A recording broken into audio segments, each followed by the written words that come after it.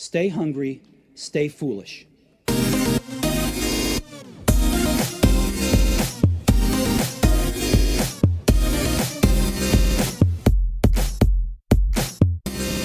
We all want to discover our hidden talents and make an impact. Our guest, an ex-footballer and performance specialist, quit his job and for 6 intense months lived with the world's best athletes in an attempt to answer this question. Why have the best middle distance runners grown up in the same Ethiopian village? Why are the leading female golfers from South Africa? How did one athletic club in Kingston, Jamaica succeed in producing so many world-class sprinters? He presents his surprising conclusions in 7 lessons on how anyone or any business, organization, or team can defy the many misconceptions of high performance and learn to build their own gold mine of real talent. This book is not about sport. It's about identifying and nurturing talent. In a knowledge economy, talent is a competitive advantage. But business leaders and coaches alike don't often know how to identify talent, even when it's right in front of them. We welcome author of The Goldmine Effect, Rasmus Ankersen. Welcome to the show. Thank you very much. It's great to have you on the show, man. I thought we'd start, Rasmus, with the story of Simon Cager. This incident is more responsible for the birth of this book than any of your other experiences. It happened quite a few years back when I was a young, aspiring football coach, and I helped build one of the first football academies in Scandinavia. When we built the academy, we had this problem that we couldn't really attract the best talent. When everyone else had made their pick, we had to take who was left. That first season, after having founded the academy, we recruited 16 players, and the last player that year was this young boy called Simon. He was 15 at the time. We really only recruited him for 3 reasons. First, we couldn't get anyone better. And secondly, he lived very close to the training ground, so it was convenient for him to get to practice. And the third reason was that his father worked as a kit man at the academy. He did a really good job, so we really wanted to keep him. So we recruited his son. We sold the boy when he was 18, 3 years later, for £4 million. He was named as the Football of the Year in Denmark, as the youngest ever. And today he's the captain of the national team and really a very established top player in Europe. His name is Simon Kjær. The twist to this story is that when he was 15, all the coaches in the academy, including myself, we did this exercise where each of us wrote down on a piece of paper the names of the 5 players we thought would be the best 5 years into the future. So we did that. We put all the papers into an envelope, and then we didn't look at it for the next 5 years. And 5 years later, we reopened it, and to everyone's surprise, no one had Simon among the 5. And really, we were not just amateurs. We were highly skilled and highly educated coaches. We all had the finest coaching certificate you can have in Europe, and still no one had him among the 5. The guy number 1 on my list, he doesn't even play football. He runs a pizza place in the southern Denmark. So it kind of made me think a lot. What is talent? How do you identify talent? How do you grow talent? These questions that are really relevant to anyone who runs an organization. I decided to try and study this, and I thought, what's more interesting than trying to go into some of these environments that cracked the code and managed to produce one world-class performer after the other. This concept of overlooking talent isn't unique. You talk about, for example, Ronaldo. So this happened with Ronaldo in his early days, where clubs wouldn't even pay his bus fare as payment. He had to go looking for clubs. So this wasn't unique to your scenario. You look into sports, you look to music, you look to business, you will find example after example. Everyone has their own Simon Kjær version, right? Everyone have their own Simon Kjær problem, because, it's very difficult when you're trying to spot talent, you're trying to predict the future, and it's very difficult. I just think we make some really common mistakes when we try and go and look for talent that makes us do these kind of mistakes. But I would also say that it's still going to be difficult. If you ask me, with what I know today, would I have put Simon Kjær on my list?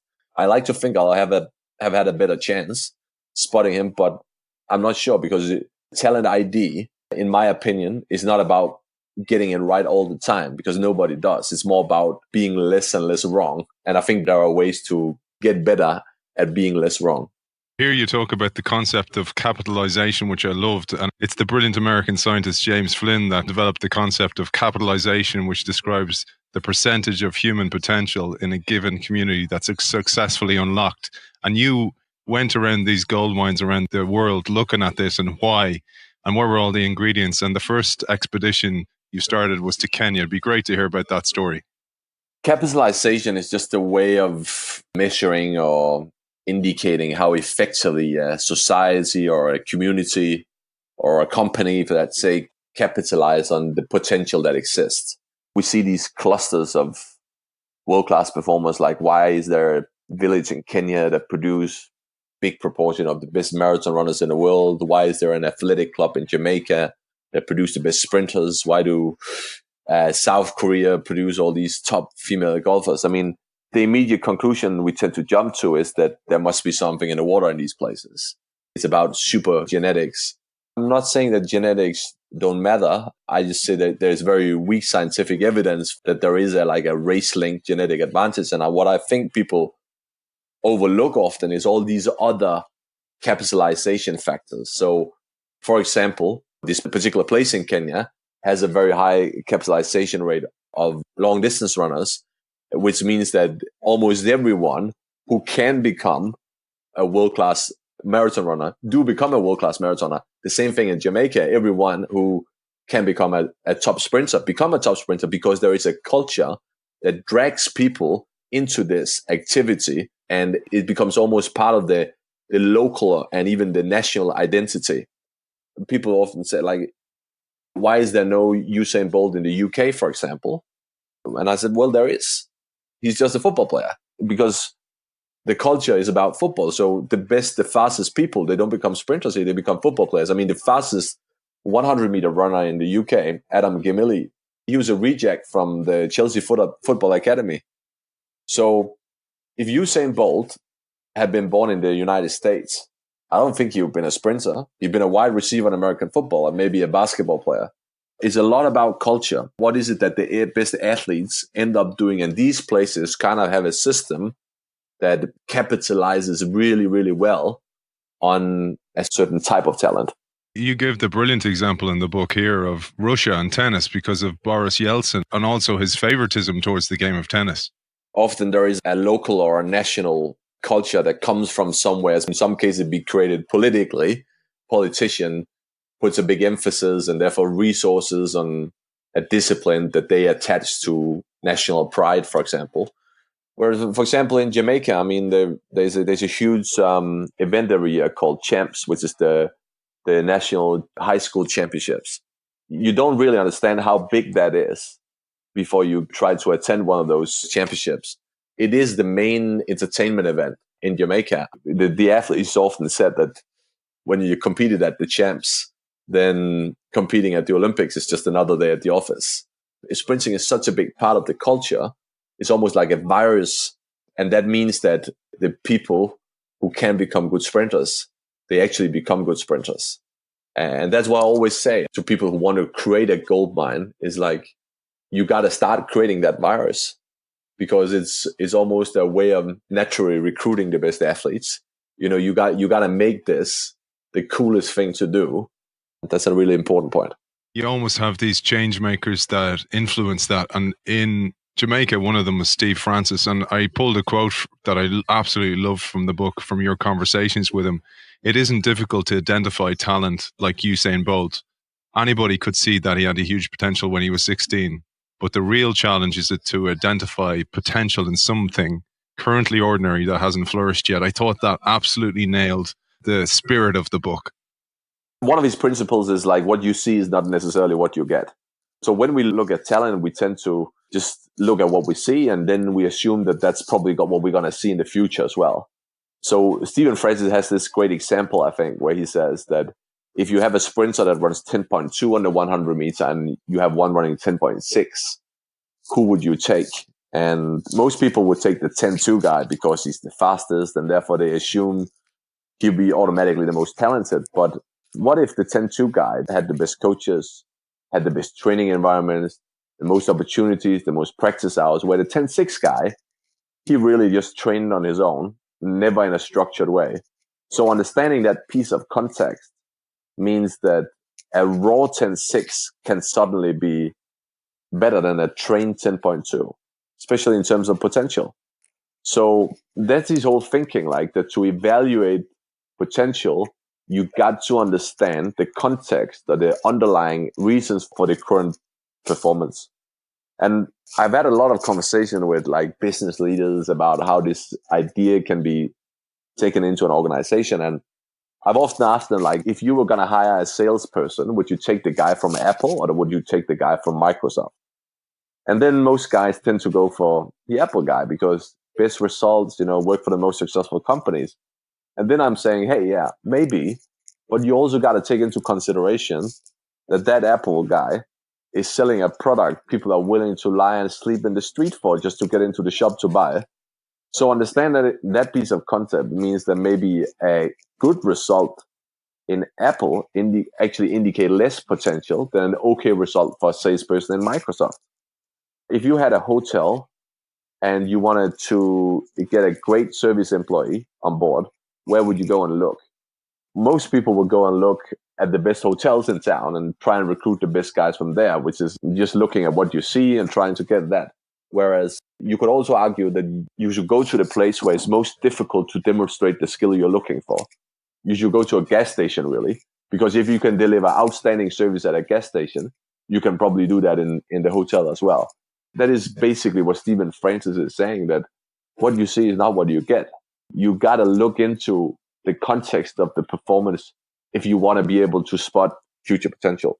So here, Rasmus, you talk about a great quote from Richard Fairbank, Capital One's CEO, and he said, at most companies, people spend 2% of their time recruiting and 75% managing recruiting mistakes. And that absolutely brings this to life in companies, that we don't spend time identifying talent, either from the outside or growing it from the inside.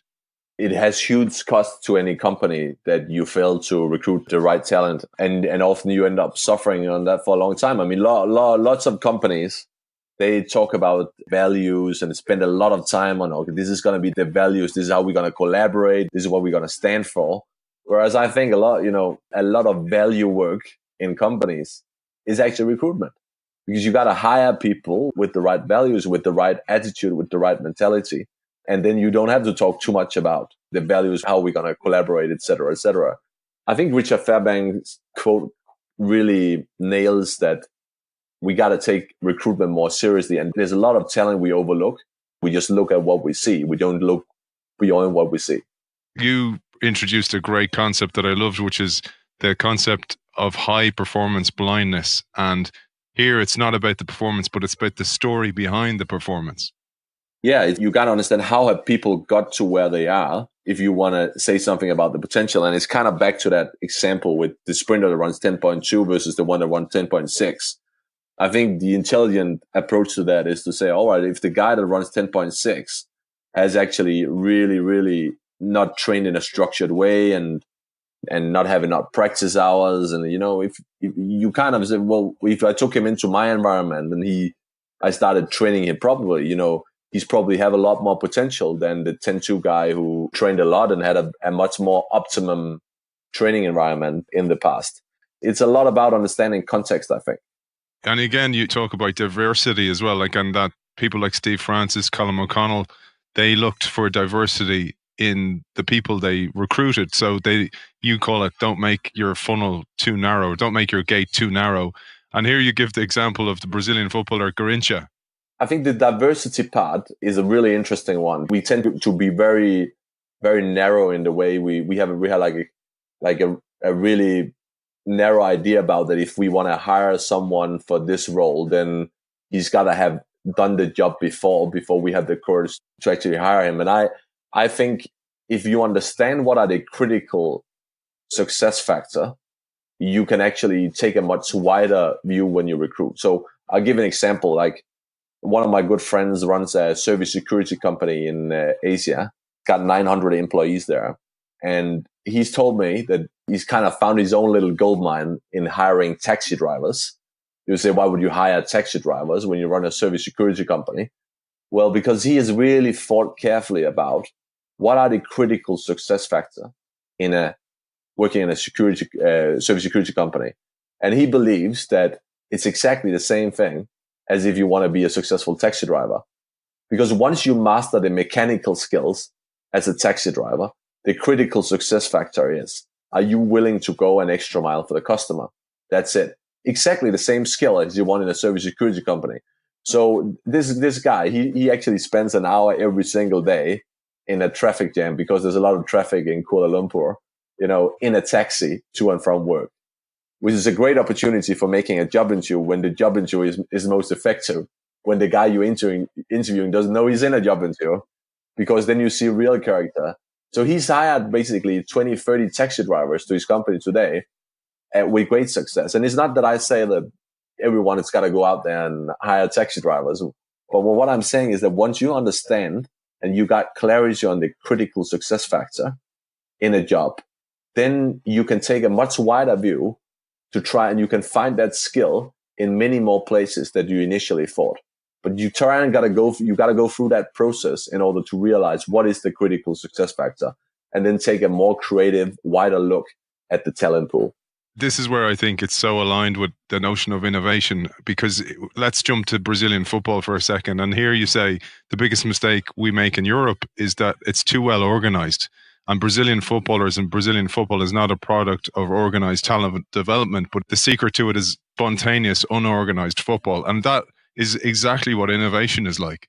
Yeah, I mean, there's been this whole notion about the 10,000-hour rule and 10,000 hours of deliberate practice, as Anders Ericsson calls it. And I think it's a great message in many ways. I mean, it's that message that getting good at something is not a short sprint, it's a long marathon. And I like that. But when you look into a lot of stories of these top performers, what they've done at their early life is not really deliberate practice. It's more play. Or there's some scientists that call it deliberate play.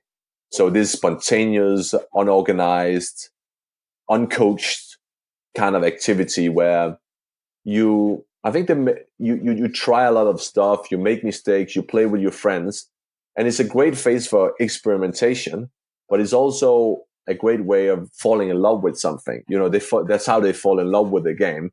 I don't think you fall in love with the game by going to organized practice twice a week, and the initiative gotta come from yourself. And when building talent environments, that's a massively important point. I'm currently doing a TV documentary about an ice hockey club in Denmark that has produced more NHL players than any other small town in the world over the past 10 years. There's 50,000 people in this town. They produce 5 NHL players over the past 10 years. And it's quite incredible. I mean, there are more ice hockey referees in Toronto than ice hockey players in Denmark. And then there's this little town. So I went to visit some of these guys, the players in the US and Canada where they play today. And when I was in Canada, I went to Kingston University to meet a guy, a really inspiring scientist called Sean Coté. And Sean Coté has done a study on what he calls the Birthplace Effect. So he's found out that towns that have between 50,000 people to 100,000 people are much more effective at producing top athletes. Like towns of this size only account for less than 2% of the North American population, but they produce 20% of all NHL and NBA players. So the environment in a small town seems to be more beneficial for developing top athletes. And one of the key things I think is that you got access to unlimited training on your own. So in a small town where these cultures kind of arise, then you don't have the safety concerns you have in a big city, going out in the street, playing soccer, you go out and you play with your friends. And that kind of informal training is a huge part of the development of athletes in small towns, a much bigger part than they tend to be in large cities. So what you mentioned about Brazilian football players is spot on, and because they're one of the best examples of how informal play, informal training at an early age is a lot more important than organized training that tends to be overcoached and over-organized. Yeah, and here, let's talk about this as well. When we're talking about Brazilian football players, and even you write extensively about Russian tennis players as well, and oftentimes the really high talent comes from poor backgrounds, and there's a major reason for why they succeed, because they have no choice. It's either die early in Brazil from gang warfare or drugs, or else become a football player, and it's the way out of poverty. The way I look at motivation is that motivation is a very universal thing. because if you want to achieve something extraordinary, you must be motivated. But at the same time, it's a very personal thing, because what makes you tick is not necessarily what makes me tick. And you're right that in some of these places, you can argue that there's a huge drive or motivation to get away. You're part of an environment where you don't like, and football or tennis or golf or whatever you do becomes a vehicle to get a better life. But I would say that if you want to look at some of those athletes that kind of keep performing year after year after year, I don't think it's that motivation. I think it's something a lot more intrinsic. I mean, why does Roger Federer keep going? When he is as successful as he is and won all these titles and made all this money, why keep going? It's something inside him. And I think that's characterizes like real top athletes. That motivation of getting away from something, I can only take you so far. You mentioned there the 10,000 hours, and this is the concept of getting the training in early. So clocking up hours early is absolutely essential. And I love the story you give about Gabriel Haile Selassie and how he carried the books under his arm 10K twice a day. When we see some extraordinary performance, then often we naturally jump to the conclusion that, it's about genetics, or there must be something in the water there or something like that. But what you see is that there's often like an explanation which has nothing to do with those things. And it's a fact, I think, that a lot of top performers, they've trained a lot informally as well as formally from a quite early age. And Haile Selassie, as you mentioned, maybe the best athletes ever, actually. But when I met him, he had the world record on the marathon. And he was kind of world famous for not just running so fast, but also doing it with a very strange running style. So the guy runs with like kind of a crook left arm, because for many years he ran 10Ks to school and 10Ks back again with his school bag on his left arm. So it was almost like the best marathon runner that is still running around with his school books. And I think it was a good example of, if you grew up in Koji or Sala in Ethiopia, small towns that have produced traditionally a lot of great middle and long distance runners. I mean, running is kind of part of the lifestyle. You run to school, you don't take the bus, there's very few cars there, So there's just a part of life in these places. And I think he's a great example of that. So you almost get your practice hours in without being conscious of doing it deliberately, because this is just what we do here. Another great story is the story of Moses Kiptanui, and this story really shows the power of belief. In Kenya in general, I mean, there is this huge belief that we're the best runners in the world, because they've seen evidence for it. They've seen, they've seen their neighbors, they've seen their cousins, they've seen their brothers and sisters going out there winning big competitions, and they all come from this little place called Iten in Kenya, or Rift Valley, which is kind of the wider area. Because you've seen example after example, it creates that collective belief that we can't be beaten. I mean, when I went there, I remember having some interesting conversations with people about, like, they literally, some of them literally never seen a white man beat a Kenyan. So they didn't think that was possible.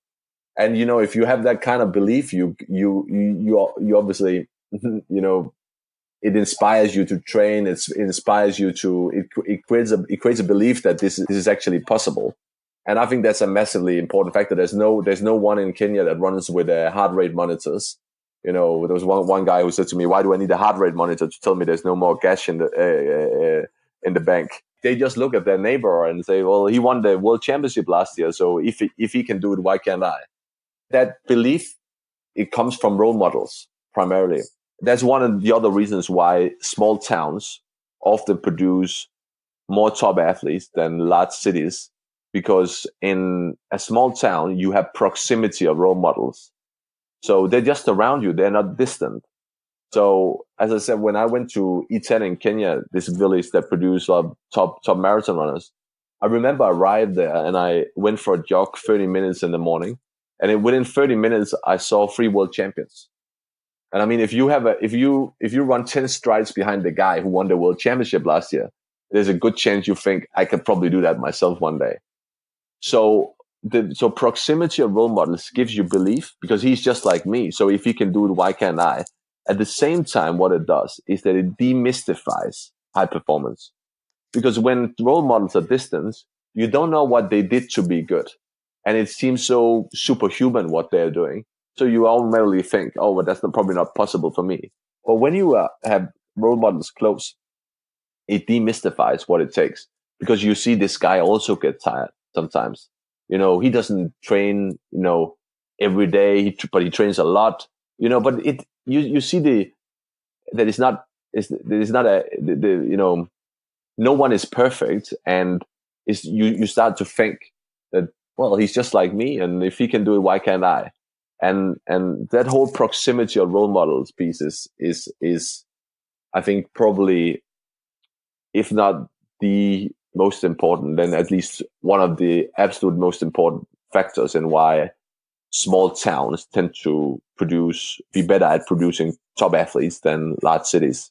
In that respect, Rasmus, having the people around you who show you success. So that whole idea of success breeds success, but it's also the information they're exposed to. So, for example, it's the Roger Bannister effect, essentially, that if you feed people only positive information on success information and not seeing a white man ever beat a Kenyan, that breeds this idea that it's not possible. And it'd be great if you'd share the Roger Bannister effect in that respect. This was the story about the Colm O'Connell, who's maybe the most successful coach of long distance runners in the history. And he had some really interesting ideas. And he came to Kenya in the 70s from Ireland as a geography teacher. And he ended up as a running coach there at something called St. Patrick's High School. And when he was coaching the athletes, he was always talking about that, don't give them too much information, because if you give them too much information, it kind of makes them doubt. And one of the most important things for top athletes is self-belief. So, and I think this is sometimes the mistake we do in the Western world, is where we think to become a top athlete, you gotta have like this VO2 max, this lung capacity. You have to have thin carbs and this, and then automatically you start thinking, oh, well, if I don't have that, it might be difficult. And no one tells you that in Kenya. In Kenya, you kind of just look, as I said, at your neighbor and you say, well, he won a big competition last year. If he can do it, why can't I? So there is this constant reinforcement of messages like, you can probably do this too, that are being feeded into these guys, young guys, naturally from the environment. And I think that plays a big role as well. And also seeing those victories all the time and seeing how hard those people train around you brought to mind this concept that Tim Noakes came up about, the mind quits first. It reminds me of an Arnold Schwarzenegger quote that whenever I'm in the gym and I start to fail, I always quote it to myself as, the mind quits before the body. And this way of training is absolutely essential, where you don't give in easily to your excuses. And you see examples of that again and again when the Kenyans train. I mean, I often said, like, if you win the Tuesday morning training session in E10, you're probably the best marathon runner in the world, because you see all these guys pushing themselves. It kind of normalizes world-class behavior. You don't realize that what you do here is world-class behavior, because this is just a normalization. This is how we do here. The habits you see around you are world-class habits, but you don't realize, because that's all you see. So you assume that's normal. In Kenya, there is this belief that it's the body that quits first, and you can push yourself a lot further than you think you can. And that's what I mean. I mean, I didn't see any. I saw one heart rate monitor for the 3 weeks I was there, and they used the strap of the heart rate monitor as a washing line to dry their wet clothes. There's no one who runs with a heart rate monitor there. They don't have a technology to tell them you're supposed to be tired now, or you can't push yourself further. They just go beyond all the time, and I think that's another one of their secrets. Another thing you discovered from your work visiting gold mines is that talent tends to get in the way of itself. I thought this was brilliant, and the child prodigy problem. Yeah, sometimes it's not good to be too good too early, because if you had too much early success, you easily get this sense of entitlement. First, you think, why work hard? I mean, I'm so talented. And what also happens is that if people who've been praised for talent at an early age, I think they tend to become addicted to that perception of them being a top talent, and therefore they are more unlikely to put themselves into situations where there's a chance they can fail, because they don't see failing as a part of the learning process, but they see failing as a personal defeat, something that challenges this perception of them being a top talent. There's a lot of research on this with child prodigies, and there are people who start out as the best rarely end up as the best. That people have to learn to struggle, and when you're not the best, you kind of have to think about how you become the best. And that going through that process is beneficial for your long-term development. And then in the end, you overtake these guys that were very gifted from an early age. You mentioned the brilliant work of Jim Collins and this quote, "I've come to see institutional decline like a stage disease. It's harder to detect but easier to cure in the early stages, but easier to detect but harder to cure in the later stages." And talent is exactly the same. I spend a lot of time working in football today, and I've seen plenty of examples of football players that were very gifted and had a lot of success early on, and therefore made a lot of money at an early stage. And then when they start realizing that they need to change their mindset to get to the next level, they're just not able to do that because they've had so much success. They had so much money already that they're not prepared to pay the price for changing. And I think that sense of entitlement, Carol Dweck will call it a fixed mindset. I think you see that in many businesses as well. I mean, there's a good quote: "With great success comes great fear of losing it." Companies that become successful because they took risks then become successful, and then they stop taking risks because it becomes a lot more about protecting what they have than it becomes about developing. And as you say, standing still does not pay. Here's one of the biggest dilemmas. So people listen to this who may have children or maybe a godparent or a mentor or a coach, is the world has become very comfortable in Western world, and in some places it's not, as we see that actually can be a driver for some sports people. And you talk about this big question, and this is a dilemma for me as a parent all the time, is balancing comfort with discomfort so your children learn. And you ask this question: how do we create hunger in paradise? I think it's economists, they often talk about that in family-owned companies, it's typically the third generation that fucks the whole thing up, because the first generation obviously made it happen and they put in the sweat and they paid the price for the success. The second generation, they know it's not always been like that because they've seen the change. Whereas the third generation, they're born into it. They just think it's always been like this, and it's going to continue automatically to be like this forever. It's the same thing in a company. So one company I spend quite a bit of time with is Lego. Lego, is a massively successful company today. Over the past few decades, they've pretty much gone from strength to strength. But 20 years ago, the company almost went bankrupt. But people don't remember that. There's less than 2% of the employees today at Lego who were also there 20 years ago. So the collective memory about the times when it was really tough disappears over time. This is that third generation curse, third generation paradox, that somehow you gotta, and that's a big challenge in successful organizations that have been successful for decades. You gotta keep that story alive about, it's not always been like this. This is what it took to get here. And if we think that we can stop doing that and expect the same success, we're making a big mistake. I think this is also in the larger context, as you mentioned, it's maybe a challenge, psychologically, that the collective memory in many Western societies about the times when it was really tough have kind of disappeared. So we're all facing a challenge with that, I think.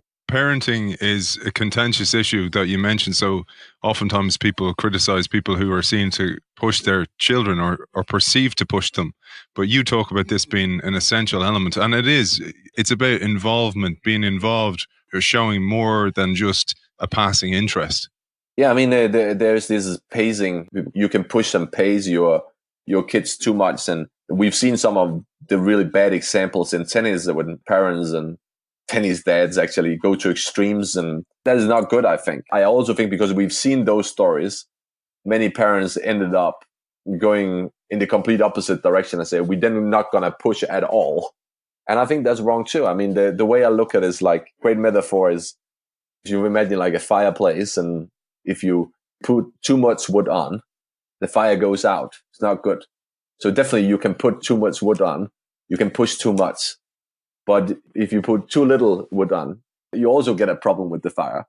So you can do it too much, but you can also do it too little. And I think because we've seen these examples of parents doing too much, so we end up doing too little, many of us. Because pushing, sometimes if kids want to be good at something, it takes a lot of effort. They got to learn to struggle. And sometimes you need that push. You need someone who's really engaged and helps you. And in many cases, that's kind of takes a hard work from the parents as well. It's a lot easier to say, well, I'll go to yoga on Wednesday and then just follow your passion.